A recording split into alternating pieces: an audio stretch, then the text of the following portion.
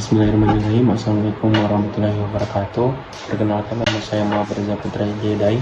NIM saya F221230022. Jadi kali ini saya bakal membahas atau mempresentasikan tentang beberapa tugas yang sudah diberikan dari mata kuliah struktur konstruksi bangunan bertingkat rendah dari dosen pengampu Ibu Rosmiati dan juga bersama Bapak Haryadi. Nah, untuk pembahasan pertama, kita masuk ke video. Baik, untuk pembahasan pertama yaitu konsep topografi pengolahan kontur. Nah, jadi untuk inputnya itu dia menentukan pola pengolahan massa bangunan pada lahan yang berkontur dengan dasar pertimbangan untuk ketinggian konturnya, terus luas lahan, kondisi tanah dan juga kemiringan kontur.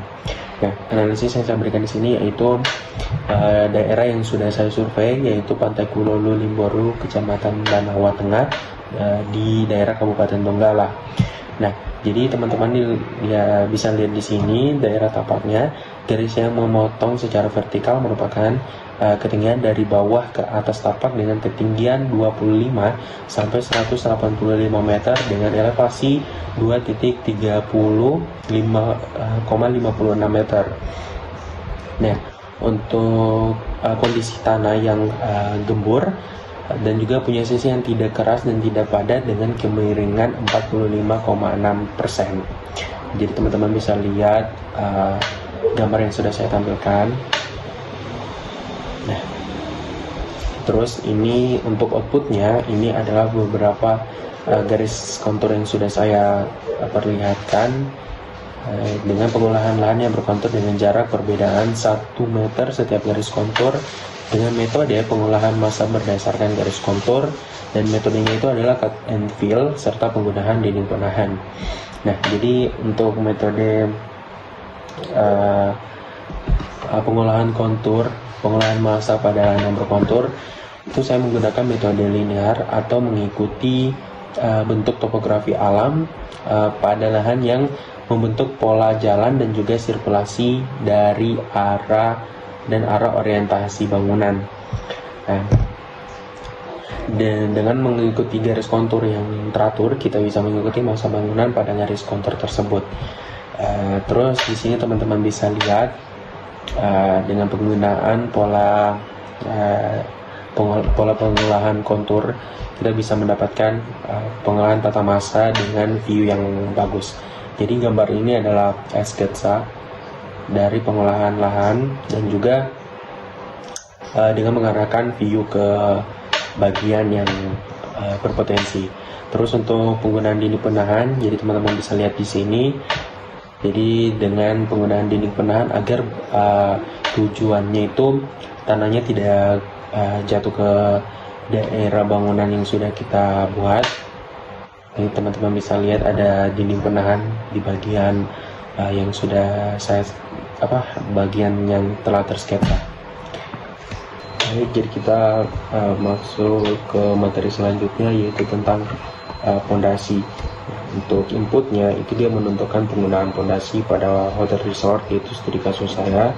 Dalam perancangan fondasi untuk satu konstruksi dapat digunakan beberapa macam tipe fondasi, yaitu pemilihan tipe fondasi menurut Sarjono pada tahun 1988 yang didasarkan atas fungsi bangunan, besar bebannya, keadaan tanah dan juga biaya fondasi.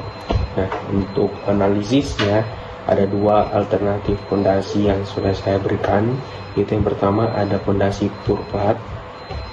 Nah, jadi fondasi purplat ini adalah jenis fondasi beton yang digunakan untuk kondisi tanah dengan daya dukung tanah sigma pada 1,5 sampai 2,00 kg per cm. Dengan fondasi purplat ini biasanya digunakan pada rumah atau bangunan gedung 2-4 lantai. Nah, dengan syarat kondisi tanah yang baik dan juga stabil. Ini teori yang dikatakan dari Arsitektur Studio pada tahun 2019. Terus alternatif kedua itu ada fondasi tiang pancang. Nah, fondasi tiang pancang ini atau kita kenal dengan driven pile, tiang yang dipasang dengan cara membuat bahan berbentuk bulat atau bujur sangkar memanjang yang dicetak lebih dulu kemudian dipanjang ditekan ke dalam tanah. Itu teori dari Hardiatmo pada tahun 2010. Nah, jadi kita masuk ke pembahasan tentang analisis dari pondasi. Itu yang pertama ada kondisi tanah. Jika tanah di lokasi bangunan lunak tidak stabil atau memiliki daya dukung rendah, tiang panjang ini umumnya lebih baik karena mampu mentransfer beban bangunan ke lapis tanah yang lebih keras yang ada di bawahnya. Nah, meskipun dapat digunakan mungkin membutuhkan ketebalan yang lebih besar untuk mendistribusikan beban secara merata. Nah, terus yang kedua itu ada beban bangunan. Untuk bangunan bermasa dengan beban yang sangat berat, tiang panjang biasanya menjadi pilihan yang lebih tepat karena dapat mendistribusikan beban secara lebih efisien. Perplat juga dapat digunakan, tetapi perlu perhitungan yang cermat untuk memastikan kapasitas bebannya yang mencukupi. Terus kedalaman pondasi. Jika diperlukan kedalaman pondasi yang cukup dalam, tiang panjang lebih efisien karena dapat dipancangkan hingga mencapai lapisan tanah yang stabil. Dan juga perplat meskipun dapat dibuat dalam keadaan yang cukup, namun konstruksinya akan lebih kompleks dan juga memakan waktu. Nah, terus lingkungan sekitar. Jika lokasi bangunan berada di dekat bangunan lain atau terdapat utilitas bawah tanah, tiang panjang ini mungkin lebih cocok karena proses pemasangannya tidak terlalu mengganggu. Terus untuk biaya, dari segi biaya antara tiang panjang dan juga perplat juga perlu dipertimbangkan. Nah, tiang panjang umumnya memiliki biaya yang lebih tinggi dibandingkan perplat, terutama untuk proyek berskala besar. Ini menurut asumsi dari Hardiatmo pada tahun 2010. Oke, jadi dari analisa tadi, pondasi yang saya gunakan atau output dari pembahasan konsep pondasi itu saya menggunakan pondasi perplat. Karena kenapa? Seperti yang dikatakan tadi bahwa perplat ini merupakan pondasi yang sudah efisien digunakan pada bangunan berlantai 3 dan juga 4. Nah, sebenarnya pondasi tiang panjang ini merupakan pondasi yang cukup efisien untuk digunakan pada perancangan hotel resort. Cuman karena kita lihat dari segi biaya itu bahwa perplat ini merupakan pondasi dengan tingkat kemurahan yang cukup murah untuk digunakan. Terus untuk bangunan 3 sampai 4 lantai sesuai studi kasus dari studi perancangan, perplat ini sudah cukup cocok untuk kita gunakan sebagai substrukturnya. Oke, kita masuk ke materi selanjutnya.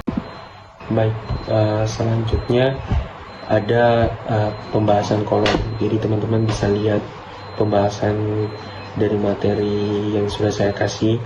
Di sini ada tentang perhitungan dan juga ada satu regulasi dari Perda nomor 6 pada tahun 2011 mengatakan bahwa setiap bangunan gedung strukturnya harus dirancang kuat dan juga kokoh, stabil dalam memikul beban atau kombinasi beban dan juga memenuhi persyaratan kelayakan.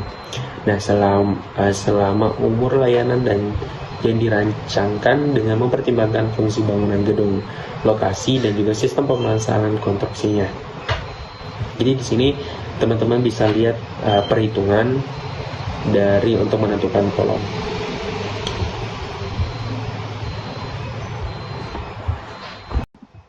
Baik, kita masuk ke pembahasan ring balk.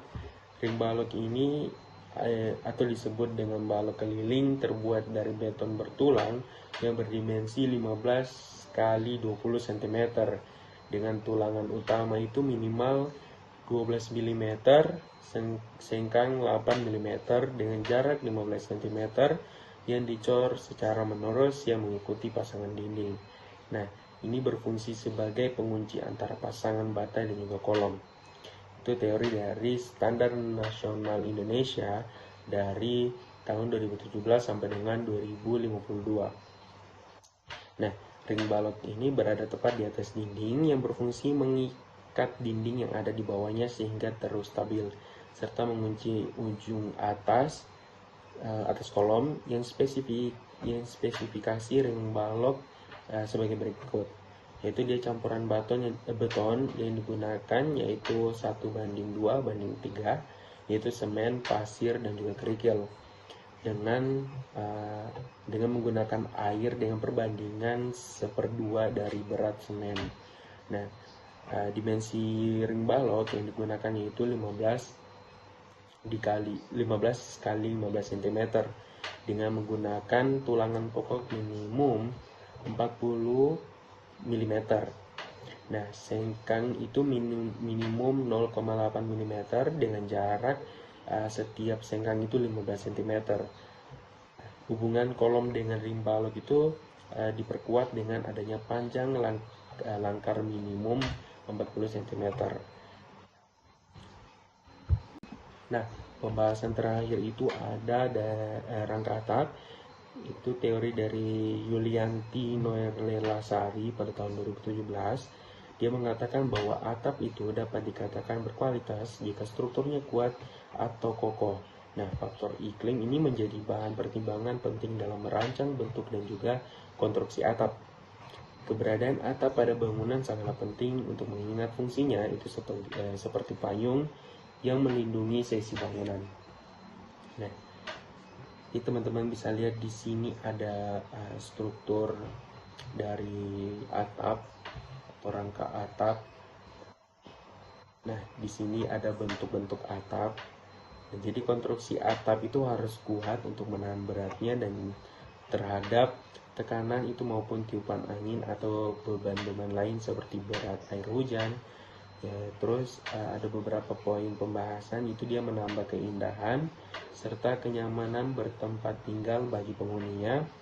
Terus yang kedua, awet, agar rangka atap tidak mudah diserang oleh rayap atau bubuk atau perlu diberi lapisan pengawet. Terus yang keempat itu ada bahan penutup atap harus tahan terhadap pengaruh perubahan cuaca. Yang kelima atau terakhir itu adalah kemiringan atau sudut lereng atap harus disesuaikan dengan jenis bahan penutupnya. Itu sumber dari Jurnal Sudarmaji Politeknik Negeri Sriwijaya pada tahun 2014. Nah, teman-teman bisa lihat di sini ada bentuk-bentuk atapnya, seperti ada atap datar, atap pelana, atap perisai, ada atap mansard, ada atap jongkok, dan juga atap gergaji, atap kubah, serta atap kocok. Itu video pemaparan dari tugas yang sudah diberikan dari Bapak kepada saya. Saya akhiri, wabillahi taufiq wal hidayah. Wassalamualaikum warahmatullahi wabarakatuh.